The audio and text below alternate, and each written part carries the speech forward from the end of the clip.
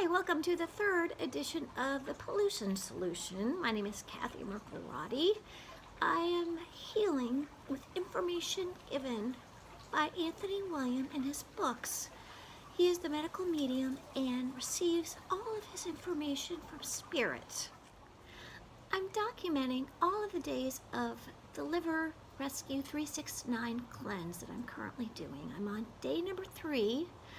And just wanted to kind of give you an update in hopes that some of this information might be helpful to you if you are experiencing any sort of mystery chronic illnesses, or if you know someone who is. So let me start by letting you know some of the detox symptoms I'm having currently. I've had a lot of stomach kind of queasiness and a little discomfort. I think because I had food poisoning about a week ago, and I think maybe this cleanse is finally getting rid of all of the toxins and bacteria that were in my body from the food poisoning. So maybe, fingers crossed, that I'm getting rid of that for once and for all, because that was not fun to have. And I'll be glad when that's completely gone. Still a little bit of a headache, not quite as bad as yesterday, but still a noticeable kind of side effect. My poor husband is also doing the cleanse with me, and he is experiencing his arthritis in his foot is really flaring during the course of this detox. So I keep trying to tell him, stick with it, because it's getting it out of there, but hopefully he will. Anyway, someone was asking me to outline a little more detailed what that Liver Rescue 369 really entails. And it's basically 3 groups of 3 days. Okay, so the first 3 days are basically no fat in the morning at all. You start off your day with 16 ounces of lemon water and wait 20 minutes or so, and then follow it up with some celery juice. I've been doing 16 ounces or so of that, and then I wait another additional 20 minutes or so, and then I do a smoothie. And the one I've been doing lately is the heavy metal detox smoothie, which is wild blueberries, cilantro, Atlantic dulse, Hawaiian spirulina, and barley juice grass powder. Barley grass juice powder. Something like that. Anyway, a little squeeze of orange juice and 2 bananas. And that is supposed to be carrying all of the heavy metals that are in my organs, in my brain or liver or wherever it's setting up housekeeping. Takes it out of the body. And then I can have a snack before lunchtime, and I usually have an apple. You can also have grapes or substitute something like that, raisins or dates, either way. Anyway, they're all allowed. At lunchtime, the first 3 days, you're allowed to bring in some cooked food if you want to, and preferably less fat than usual, but you're still allowed a little if you want. So, for instance, today for me, I had a recipe that I made out of the Liver Rescue book, and it's called chickpea quiche. You can also find it on the Medical Medium website under his blogs. He has a bunch of recipes under there that you can find, even if you don't have the book yet, which I promise you're probably going to want to get the book, even though I'm telling you this information. You can hear his podcasts as well, which are very helpful in just hearing repetition on some of this stuff, because it's different than what we've been told for our whole lives. So it's important to do reinforcement on that. So after lunch, again, another apple or dates or both as a mid-afternoon snack, and then tonight I'm planning to eat my stir fry that I made last night from his website as well, and followed by an evening apple I'm seeing a recurring theme with apple, and apple is on the cover of the book of liver rescues, so I guess go figure. An apple a day keeps the doctor away, and I guess it's really true, so that old saying has some merit to it. Anyway, okay, so that is kind of the outline of the first 3 days. Are all very similar, like that.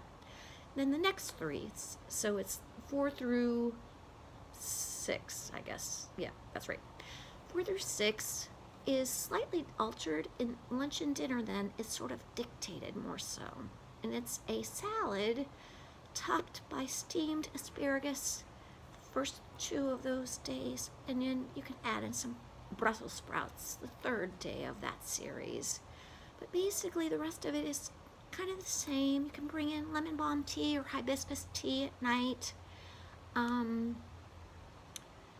flash forward to the final 3 of the cleanse, and it is where it sort of starts to get more dramatic because again on the 7th day, I believe, you get to add in a potato or a sweet potato or like winter squash, like for dinner. But by the final day of that, it's all juices or even blended fruit, like blended melon, blended papaya, and you wind up just kind of drinking stuff the whole day. So apparently that's the day that all the toxins that have been released from your liver finally are getting flushed out with all of the liquids you're drinking. So anyway, that's probably going to be the most difficult day I'm anticipating. I don't know, I've never done it, so I'll keep you posted on that. But anyway, so that's kind of how it goes, and that's what I ate today. So one other subject I wanted to kind of talk about today is fruit fare or low-carb diets, because I know that's sort of a popular trend at the moment. As a matter of fact, I spent up till November 28th, I was on a ketogenic diet for about a year and a half, and unfortunately I had no idea, but the dairy and other things I was eating are some of the favorite foods that viruses love to eat. So I was unfortunately doing myself a disservice by staying on that diet, even though I did lose weight. And I actually liked the diet a lot because it was easy to follow and I felt full and satisfied and all that good stuff. So it was easy to follow, but I don't necessarily recommend it to anyone who has any sort of health thing going on, because if you're completely free of viruses or you have a very low viral load, it might not be an issue for you. But on the other hand, if you do have some other viral things going on, I would say the dairy that you eat, in addition to the fat, is a combination that burdens your liver really badly, so that it's impossible for the liver to filter the blood properly.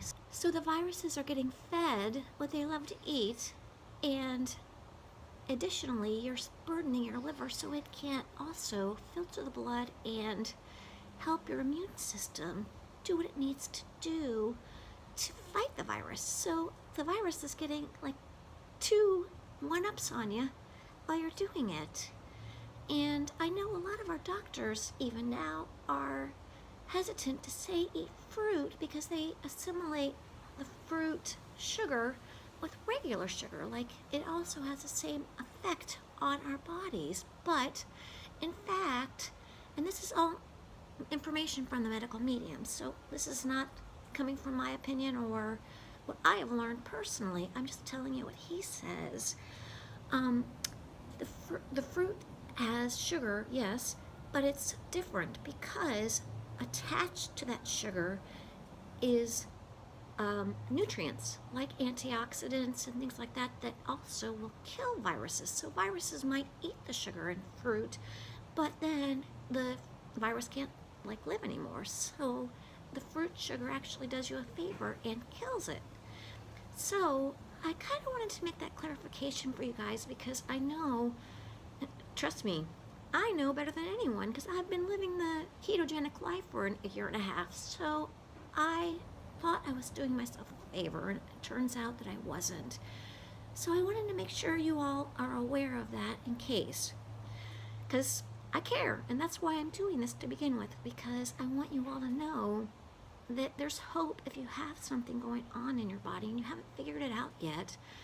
At least maybe I'm throwing you a little breadcrumb on a trail that might lead you on a new path of healing and perfect health. So cheers to you. Happy New Year, everybody, and I will see you again tomorrow.